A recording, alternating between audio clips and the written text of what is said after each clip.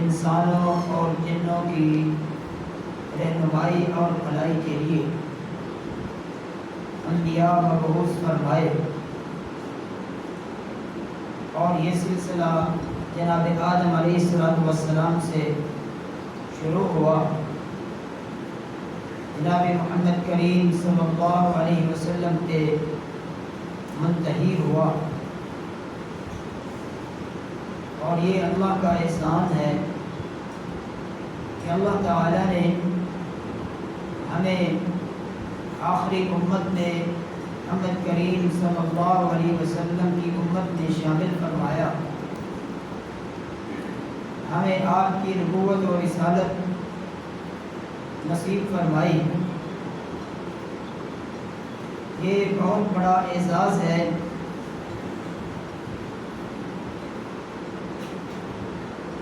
نبی کریم صلی اللہ علیہ وسلم کا اس وقت مکہ میں جو مقام تھا، جو تعارف تھا، 40 سال سے پہلے وہ کچھ اور تھا، کیونکہ آپ کی ولادت سے قبل ہی آپ کے والد دنیا سے رخصت ہو گئے۔ آپ کے رشتہ داروں نے آپ سے اس حیثیت سے محبت کی کہ یہ ایک یتیم بچہ ہے، یہ میرا یتیم بھتیجا ہے، یہ میرے فوت شدہ بیٹے کا بیٹا ہے، پوتا ہے۔ اس حیثیت سے رشتہ داروں نے محبت کی۔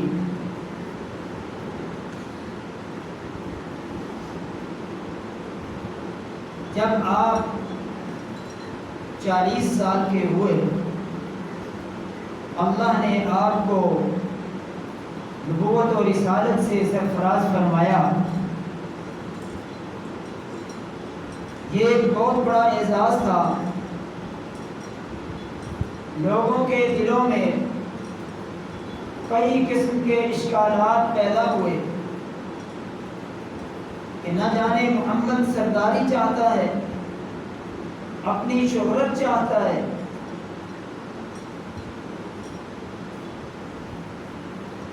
کسی کو حقیقی معرفت حاصل نہیں تھی، تو مختلف قسم کے اعتراضات، نکتہ چینیاں شروع ہوئی۔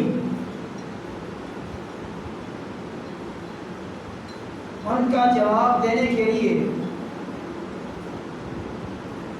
مختلف مواقع پر نبی علیہ السلام نے اپنی پہچان کروانے کی کوشش کی۔ ایک موقع پہ آپ نے جب اعتراض بازی باہر سنی، فوراً مسجد تشریف لے گئے۔ صحابہ کرام بھی وہاں تشریف لے آئے، آپ کی خدمت میں حاضر ہوئے۔ آپ منبر پہ چڑھے اور صحابہ سے سوال کیا، من انا، میں کون ہوں؟ انہوں نے کہا انت رسول اللہ۔ نبی علیہ الصلوۃ والسلام نے فرمایا انا محمد بن عبد اللہ ابن عبد المطلب۔ جو وہاں موجود تھے وہ نبی علیہ الصلوۃ والسلام کو ماننے والے، آپ کے جانثار، محبت رکھنے والے، پیار رکھنے والے صحابہ کرام تھے، مگر یہاں نبی علیہ السلام کچھ اور فرمانا چاہتے تھے۔ جن لوگوں کو نبی علیہ الصلوۃ والسلام کی ذات میں اعتراض تھا، ان کا جواب دینا چاہتے تھے۔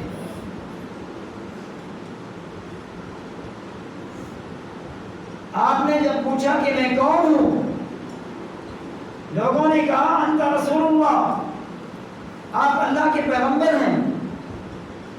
آپ نے فرمایا انا محمد، میں محمد ہوں صلی اللہ علیہ وسلم، عبداللہ کا بیٹا، عبد المطلب کا پوتا ہوں۔ سنو، ان اللہ خلق الخلق، اللہ نے مخلوق کو پیدا فرمایا، فجعلنی فی خیرہم، یہاں مخلوق سے مراد پوری کائنات، چرند پرند، سب پوری کائنات، وما یعلم جنود ربک الا ہو، اللہ کے لشکروں کو صرف اللہ ہی جانتا ہے۔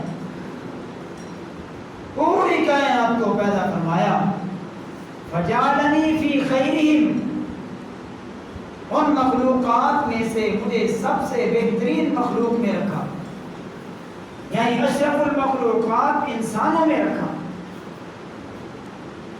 ثم جعلهم فرقتين، پھر ان کے دو گروہ بنائے، یعنی اس بہترین مخلوق کے پھر دو گروہ بنائے۔ فجعلنی فی خیرہم فرقۃ، پھر مجھے ان دو گروہوں میں سے جو بہترین گروہ تھا اس میں رکھا۔ ثم جعلهم قبائل، پھر اللہ نے انہیں قبیلوں میں تقسیم کیا۔ فجعلنی فی خیرہم قبیلۃ، پھر مجھے ان میں جو سب سے بہتر قبیلہ تھا اس میں رکھا۔ ثم جعلهم بیوتا، پھر ان قبیلوں کو گھرانوں میں تقسیم کیا۔ فجعلنی فی خیرہم بیتا، پھر مجھے ان میں سب سے جو بہترین گھرانہ تھا ان میں پیدا فرمایا۔ لوگوں کو بہت بہترین جواب ملا۔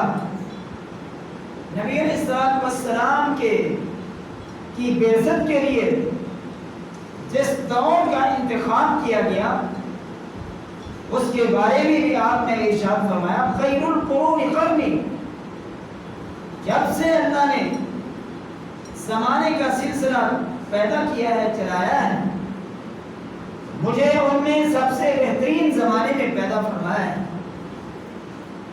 ثم الذین یلونہم ثم الذین یلونہم، پھر اس کے بعد کا زمانہ ہے اور پھر اس کے بعد کا زمانہ ہے۔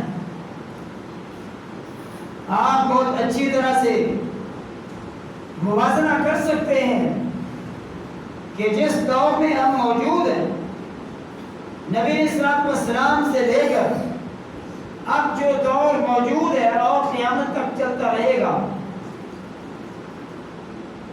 ان ادوار کا آپس میں موازنہ کیجئے کہ نبی علیہ السلام کا دور انتہائی متوسط قسم کا دور ہے، افراط و تفریط سے مبرہ اور پاک دور ہے۔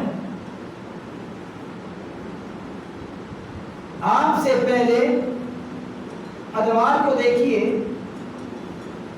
ان میں افراط و تفریط، چیزوں میں کمی بیشی زیادتی ملے گی، اور اس وقت دیکھ لیں اور طرح سے اگرچہ سہولیات آ چکی ہیں مگر نبی علیہ السلام کے دور کا مقابلہ نہیں کیا جا سکتا۔ اللہ سبحانہ و تعالیٰ نے محمد کریم صلی اللہ علیہ وسلم کو سب سے بہترین دور میں پیدا فرمایا، پھر آپ نے اور موقع پر اپنے حسب نسب کی پہچان کرواتے ہوئے فرمایا ان اللہ اصطفی کنانہ من ولد اسماعیل، اللہ نے اولاد اسماعیل میں سے بنو کنانہ کو منتخب فرمایا۔ جناب اسماعیل علیہ السلام کے 12 بیٹے تھے، ان کی نسل چلی، جو بنو کنانہ تھے وہ محنت میں، عمل صالح میں اللہ کے معیار پہ تھے، تو اس بنو کنانہ میں نبی علیہ السلام کو اللہ سبحانہ و تعالیٰ نے منتخب کیا۔ واصطفیٰ قریشا من بنی کنانہ، پھر بنو کنانہ سے قریش کو چنا۔ واصطفیٰ بنی ہاشم، پھر قریش میں سے بنو ہاشم کو چنا۔ واصطفانی من بنی ہاشم، پھر بنو ہاشم سے مجھے چنا۔ یہ نبی علیہ السلام کے حسب نسب کی پہچان ہے، اور اس وقت جو لوگ نبی علیہ السلام پہ نکتہ چینی کرتے تھے، آپ کی نبوت و رسالت پر اعتراض کرتے تھے، ان کو جوابات دیے جا رہے۔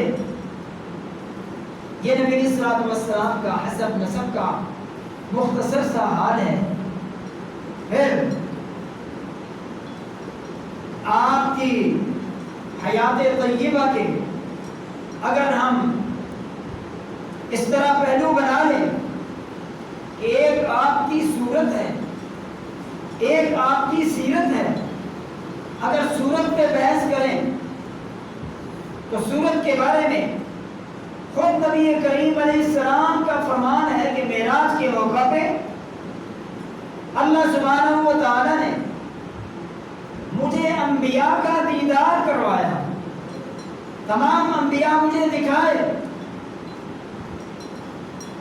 تو میں نے دیکھا جناب موسیٰ علیہ السلام، یعنی ان میں سے اگر تمام انبیاء کی سیرت اور صورت نبی علیہ السلام بیان کرتے تو یہ تو بہت طویل مضمون بن جاتا۔ فرمایا مجھے انبیاء کا دیدار کروایا گیا، بطور مثال کے 2-3 انبیاء کا صورت آپ نے بیان فرمائی۔ مثلاً آپ نے فرمایا کہ میں نے موسیٰ علیہ السلام کو دیکھا، وہ طویل قامت، دبلے پتلے اور گھنگریالے بالوں والے تھے۔ پھر عیسیٰ علیہ السلام کو دیکھا، وہ اس طرح محسوس ہوتے تھے جیسے من رجال شنوہ قبیلے، بنی شنوہ قبیلے کے سے تعلق رکھتے ہو۔ اور پھر میں نے جناب ابراہیم علیہ السلام کو دیکھا، وَأَنَا أَشْبَهُكُمْ بِهِ، اور میں جناب ابراہیم علیہ السلام کے زیادہ مشابہت رکھتا ہوں۔ یہ نبی علیہ السلام کی ظاہری شکل و صورت، آپ کے چہرہ انور کا نقشہ حدیث میں جو بیان ہوا ہے، نبی علیہ السلام کے چہرے کی جو شباہت تھی جناب ابراہیم علیہ السلام سے ملتی جلتی تھی، اور ابراہیم علیہ السلام اللہ کے وہ محبوب پیغمبر ہیں جن کی قربانیاں آپ سب لوگ جانتے ہیں، اور جن کی نسل میں سے اللہ سبحانہ و تعالی نے 17 انبیاء پیدا فرمائے، انبیاء کا سلسلہ چلایا، ان کو پوری کائنات کے لیے امام بنایا، محمد کریم صلی اللہ علیہ وسلم کو ان کی سیرت کی پیروی کا حکم دیا۔ جناب ابراہیم علیہ السلام وہ ہیں